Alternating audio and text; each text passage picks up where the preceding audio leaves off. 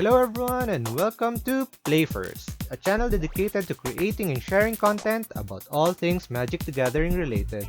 This video is part of a series of informational videos on what you need to know about MTG. So here is the basics. In this episode, we'll be talking about playing your first Magic the Gathering game. At this point, you probably have a lot of Magic the Gathering cards already, and you are now about to build your very first deck. Come on now and pile those loose cards together. A standard Magic the Gathering deck is usually composed of 60 cards. As you go deeper into Magic, you'll be able to discover more formats which may have other deck sizes. For this example, let's stick with 60 cards. Depending on the type or theme of your deck, you can have around 22 to 24 lands. The remaining cards of your deck can be considered your tools for winning the game, the spells. I see you're getting overwhelmed already. Well, don't worry. We'll explain things in the simplest way for you. These guys over here are your lands. There are 5 basic types of lands: plains, islands, swamps, mountains, and forests. Each of these has a color which you pattern your deck to. Lands produce mana, the requirement for playing spells in Magic the Gathering. Lands are very important, and a sufficient number of lands is vital in winning your first game. The other pile of cards are your spells. These are your main weapons in conquering the battlefield. You can use any spell of your liking as long as you are able to play them using your lands. The mix and type of spells you put in your deck determines the playstyle or pattern your deck has. As a beginner, it is highly recommended to start with a single color first. This means choosing a single color for your land base. This makes playing much simpler and gives you a better chance of casting your most powerful spells. As you master a color, you will soon progress to using multiple colors in a single deck. For your very first game, we will be choosing the color white. This is the same color I played when I was a kid. Now that you have found a suitable color and you have your deck in your hands, we'll be looking for an opponent. Aha! There he is, Mr. Blue. He seems to be a very suitable opponent. I just wonder why everyone else hates blue. Now that he has agreed to be our opponent, we need to determine who of us goes first. A simple coin toss can be done, or even a roll of a die to determine the order. Nothing surprising there, you win the roll, and now you get to play first. So put on your thinking cap, get your blood flowing, and wish on all your lucky stars, because we are ready to battle. Once the game has started, your deck becomes your library. The library is the pile from which you draw cards. As the game has just started, you now draw 7 cards from your library. This 7 cards is called your opening hand. Your opening hand should be a good mix of lands and spells. A good hand typically has 3 lands and 4 spells.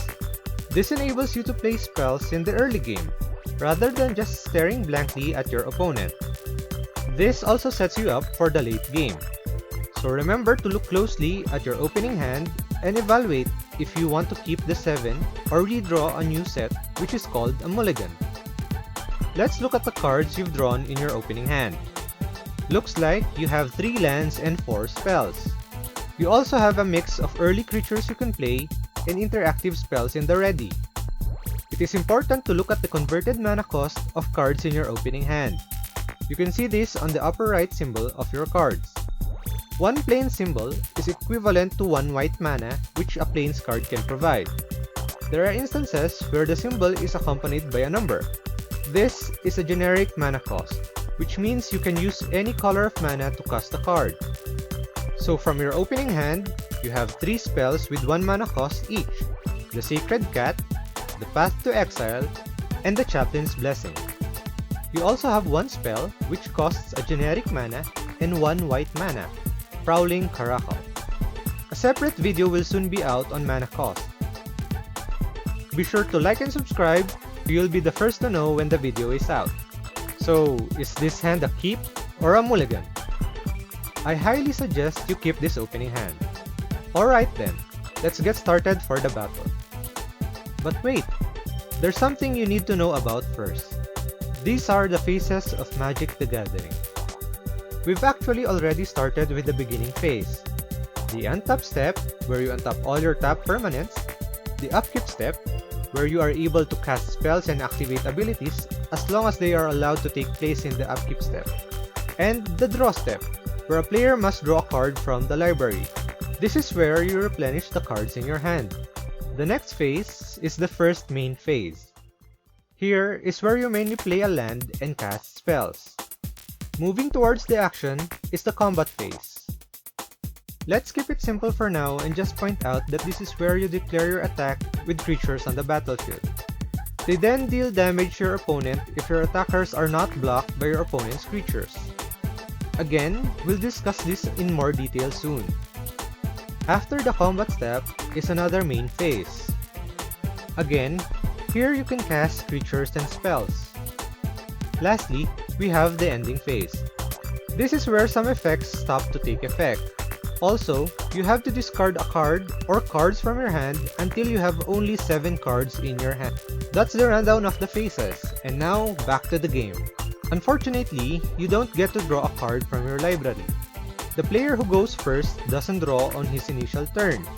Only the second player can draw a card on his draw step. This makes up for you going first.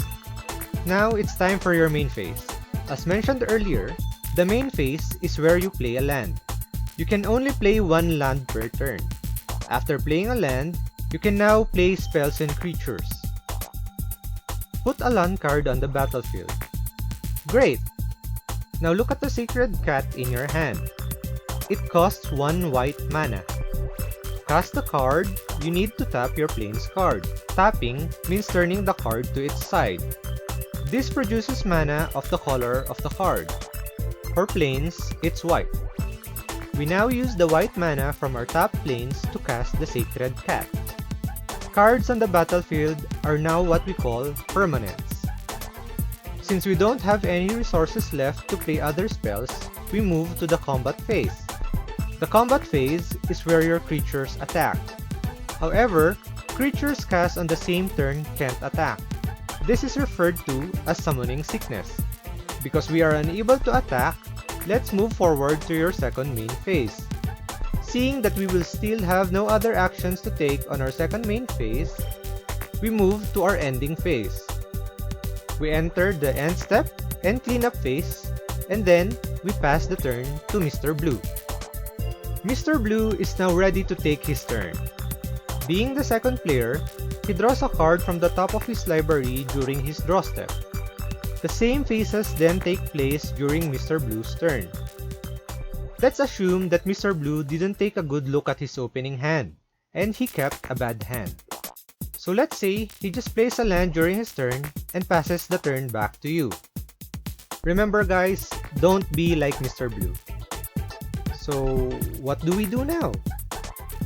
Simple. We just play according to the phases again. First, our beginning phase. Untap step. Turn all your permanents in the upright position. Then draw step. Let's draw a card and put it into your hand. Take a look at the card you just drew. The card is Journey to Nowhere, an enchantment. We now have an enchantment, an instant, a sorcery, a creature, and 2 lands. Creature cards are your fighters. They do the attacking and blocking for you. They deal damage to the opponent if they are not blocked. Enchantments are magical effects that make an impact on the game. An enchantment's effect stays on the battlefield unless it is removed by destroying, sacrificing, exiling, or other means of removing the enchantment. Instants are spells that can be cast at any time. Unlike enchantments, instants have a magical effect that only lasts one time. Sorceries are similar to instants in that they have a one-time effect. However, sorceries can only be cast during your main phase. Let's continue with the game.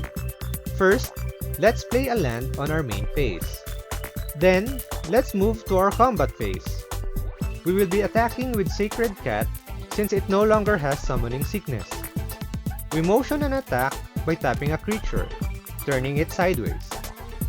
Take note of the numbers at the lower right of the Sacred Cat.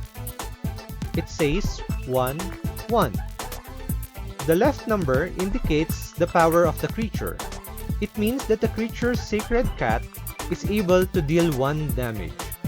The number on the right is its toughness. This denotes the amount of damage to destroy or kill the creature. If Sacred Cat was to be blocked by another 1/1 creature, our cat would die and will be headed to the graveyard.